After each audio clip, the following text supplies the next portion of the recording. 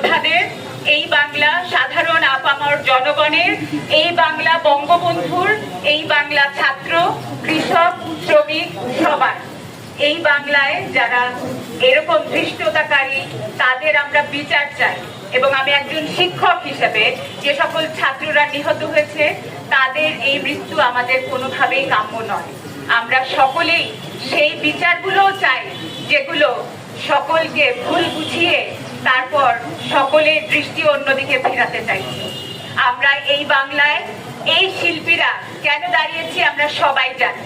আমরা বাংলাদেশের পক্ষে, আমরা আর কোনোদিন রাজাকার, জামাত শিবির এবং বাংলাদেশের বিপক্ষে, মুক্তিযুদ্ধের বিপক্ষে যারা দাঁড়ায় তাদের সাথে আমরা নেই।